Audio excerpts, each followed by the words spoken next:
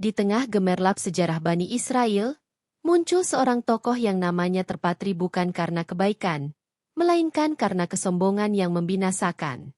Dialah Karun, seorang lelaki yang pada mulanya miskin, penuh harapan, dan pernah dekat dengan Nabi Musa. Namun, doa yang semula ia panjatkan untuk memperoleh rezeki agar bisa beribadah dengan lebih khusyuk, justru menjadi awal kehancurannya. Allah mengabulkan permintaannya hingga ia menjadi manusia terkaya di zamannya. Harta melimpah ruah, kunci gudang yang beratnya harus dipikul oleh puluhan orang, perhiasan emas permata berkilauan. Orang-orang terpesona, mata mereka silau oleh kejayaannya. Namun, di balik kilau emas itu, kesombongan tumbuh subur. Karun merasa bahwa semua yang dimilikinya adalah hasil jerih payah dan kecerdasannya sendiri. Hingga akhirnya, ketika ia menolak peringatan, merendahkan kebenaran, dan bersekutu dengan kezaliman, bumi sendiri diperintah oleh Allah untuk menelannya beserta harta yang dibanggakan. Kisah ini menjadi peringatan abadi, bahwa harta tanpa iman hanya membawa kehancuran. Karun bukanlah seorang asing bagi Bani Israel. Ia lahir dari garis keturunan yang dekat dengan Nabi Musa. Bahkan sebagian riwayat menyebutkan ia adalah sepupunya. Pada masa mudanya, Karun dikenal sebagai lelaki miskin yang hidup penuh kesulitan. Bajunya sederhana, makanannya seadanya, dan ia seringkali menumpang belas kasihan kaumnya. Meski begitu, ia memiliki kecerdasan dan kemampuan bicara yang baik, bahkan dikenal pandai membaca kitab Taurat dengan suara merdu. Kedekatannya dengan Nabi Musa menjadikannya bagian dari lingkaran dakwah, meskipun hatinya masih sering dipenuhi ambisi duniawi. Dalam suatu kesempatan, Karun datang kepada Nabi Musa dengan wajah penuh harap. Ia meminta didoakan agar menjadi orang kaya, dengan alasan agar bisa lebih khusyuk beribadah dan membantu sesama Bani Israel. Permintaan itu pada mulanya tampak mulia. Nabi Musa pun mengangkat tangan, memohon kepada Allah agar memberikan rezeki luas bagi Karun.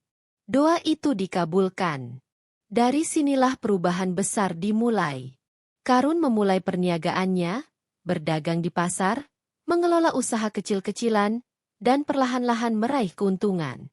Kaumnya bersukacita karena muncul sosok pedagang sukses dari kalangan mereka sendiri. Namun, di balik senyum syukur Karun, ada api keserakahan yang mulai tumbuh diam-diam, menunggu saatnya untuk menyala membakar hatinya. Perlahan namun pasti, usaha Karun berkembang pesat. Ia bukan hanya sekadar pedagang biasa, melainkan menjadi penguasa pasar. Barang-barangnya laris, jaringan niaganya meluas, dan dalam waktu singkat ia mampu memonopoli perdagangan di kaumnya. Nama Karun kian harum, disebut-sebut di pasar, majelis, bahkan di luar wilayah Bani Israel. Dari keuntungan yang sedikit, ia menggandakan modalnya, lalu berlipat ganda lagi, hingga akhirnya kekayaannya melampaui imajinasi manusia pada zamannya. Allah menggambarkan betapa banyaknya harta Karun. Kunci-kunci gudang penyimpanannya saja begitu berat, sampai-sampai harus dipikul oleh sejumlah orang yang kuat. Dalam riwayat lain, disebutkan bahwa 60 ekor hewan beban dikerahkan hanya untuk mengangkut kunci-kunci tersebut. Gambaran ini menunjukkan betapa luasnya gudang kekayaannya, betapa melimpah emas, perak, dan permata yang dimilikinya. Tak ada seorang pun di Bani Israel yang mampu menandingi kejayaan Karun dalam hal materi. Awalnya, kaumnya bangga. Mereka melihatnya sebagai bukti bahwa Bani Israel juga bisa berdiri sejajar dengan para saudagar besar bangsa lain. Namun, kebanggaan itu segera berubah menjadi kekhawatiran. Sebab semakin kaya Karun, semakin jauh pula ia dari sifat rendah hati. Senyum tulusnya mulai pudar, dan kata-kata syukurnya semakin jarang terdengar. Di hatinya tumbuh keyakinan baru, bahwa semua keberhasilan yang ia raih bukan karena doa Nabi Musa, bukan pula karena izin Allah, melainkan semata hasil kepintarannya sendiri. Dan dari sinilah benih kesombongan mulai menancap kuat. Seiring waktu, kekayaan yang melimpah membuat Karun lupa daratan. Ia tidak lagi dikenal sebagai lelaki miskin yang penuh harapan, melainkan sebagai tuan besar yang gemar memamerkan kemegahan. Langkah kakinya disertai iring-iringan pelayan, kendaraannya dihiasi permata, dan rumahnya menjulang bak istana dengan dinding berlapis emas. Saat keluar di hadapan kaumnya, pakaian Karun berkilauan, membuat banyak orang silau dan kagum, berharap bisa sepertinya. Namun, di balik kemegahan itu, ia mulai menindas Bani Israel. Ia menggunakan hartanya untuk menundukkan orang-orang lemah, merendahkan mereka yang dulu menjadi sahabatnya, bahkan berani menentang ajaran Nabi Musa. Ketika orang-orang saling menasihatinya agar tidak berbuat kerusakan dan tidak berlaku sombong, Karun menjawab dengan angkuh, "Sesungguhnya semua ini adalah hasil dari ilmu dan usahaku sendiri." Ucapannya menjadi bukti bahwa ia telah menghapus Allah dari hatinya. Semakin besar harta yang ia miliki, semakin pekat pula kesombongan yang membelenggunya. Karun menutup telinga dari nasihat, menutup mata dari kebenaran, dan menutup hatinya dari rasa syukur. Ia bersekutu dengan penguasa zalim, mendekat kepada Fir'aun untuk mengamankan kedudukannya. Baginya, dunia dan segala gemerlapnya lebih berharga daripada akhirat yang kekal. Seakan-akan ia lupa bahwa sebelum dirinya, ada banyak kaum yang lebih kuat dan lebih kaya telah dibinasakan Allah. Karun berjalan di jalur yang sama, tanpa pernah menyadarinya. Hari demi hari, kesombongan Karun semakin menjadi. Ia berjalan keluar dari rumah megahnya dengan iring-iringan pelayan, kuda-kuda berhias emas, dan pakaian berkilauan.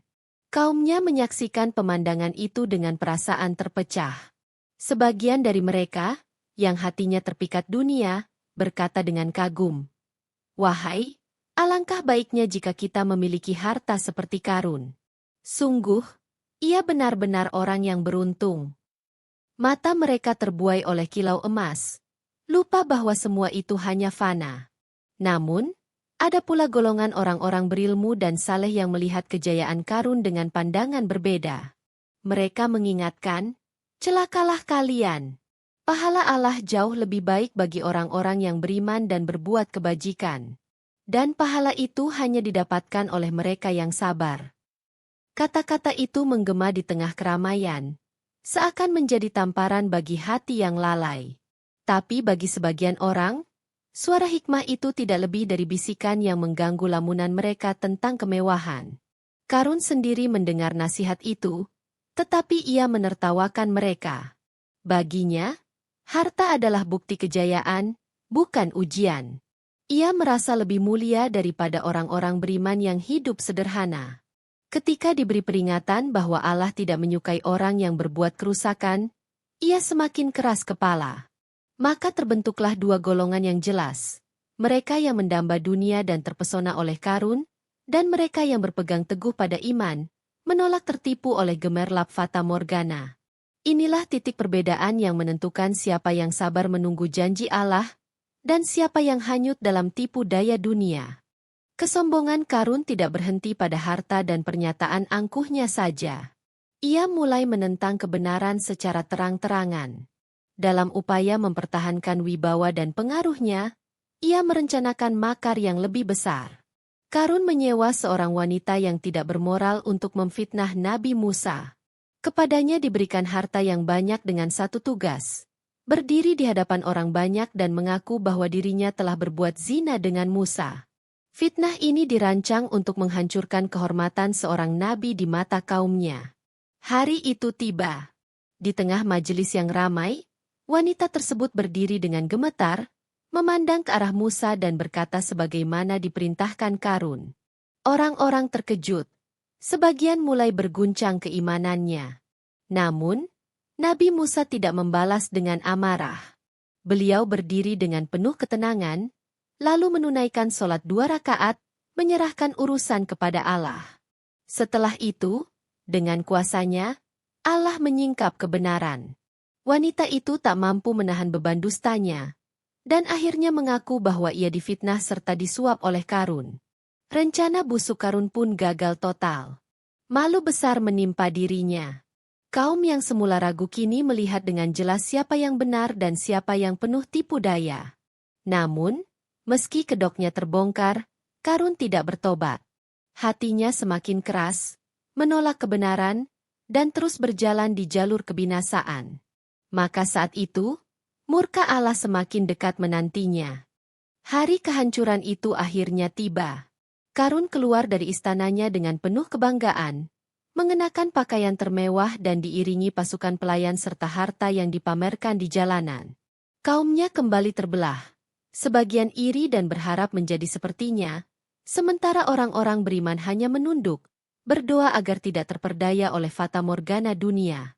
Namun, di balik semua itu, murka Allah telah ditetapkan. Nabi Musa berdoa, menyerahkan perkara Karun kepada Sang Pencipta. Tiba-tiba bumi berguncang. Tanah yang kokoh retak, debu berhamburan, dan suara gemuruh menggema. Di hadapan orang banyak, tanah itu membuka dirinya dan menelan Karun bersama rumah, harta, dan seluruh kebanggaannya. Orang-orang berlari ketakutan, teriak panik memenuhi udara. Karun berusaha berpegangan, berteriak meminta tolong, tetapi tidak ada seorang pun yang mampu menyelamatkannya. Semua harta yang ia banggakan lenyap seketika, ditelan bumi yang tunduk pada perintah Allah. Pemandangan itu membuat orang-orang yang sebelumnya iri tersadar. Mereka berkata, sekiranya Allah tidak melimpahkan karunia kepada kita, tentu kita pun ditelan seperti Karun. Sungguh, tidak ada kebahagiaan bagi orang-orang yang ingkar. Kisah itu menjadi bukti bahwa harta bukanlah tanda kasih sayang Allah, melainkan ujian yang bisa menjerumuskan manusia. Karun yang dulu dipuja, kini hanya dikenang sebagai simbol kesombongan yang berakhir dalam kehinaan. Kisah Karun adalah cermin bagi setiap manusia yang terlena oleh harta dan kedudukan. Dari seorang miskin yang berdoa tulus, ia menjelma menjadi orang terkaya. Namun kekayaan itu justru menjerumuskannya ke dalam kesombongan dan kezaliman. Ia menolak nasihat, menghina kebenaran, bahkan berani memfitnah seorang nabi. Hingga akhirnya, bumi sendiri diperintahkan oleh Allah untuk menelannya bersama seluruh harta yang ia banggakan. Tidak ada harta, kedudukan, ataupun sekutu yang mampu menyelamatkannya dari azab. Pesan yang tersisa begitu jelas, harta bukanlah tanda cinta Allah, melainkan ujian.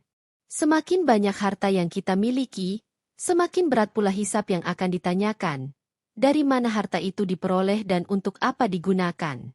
Jika digunakan di jalan Allah, harta menjadi berkah. Tetapi jika disalahgunakan, ia bisa menjadi sebab kehancuran. Kisah Karun mengajarkan bahwa dunia hanyalah persinggahan singkat, sementara akhiratlah tujuan abadi. Kemewahan yang kita banggakan hari ini bisa lenyap sekejap mata. Maka jangan sampai kita menjadi seperti Karun, yang silau oleh dunia hingga lupa bersyukur, lupa beriman, dan akhirnya tenggelam dalam kesombongan. Jadikanlah kekayaan sebagai sarana mendekat kepada Allah, bukan sebagai tirai yang menjauhkan kita darinya.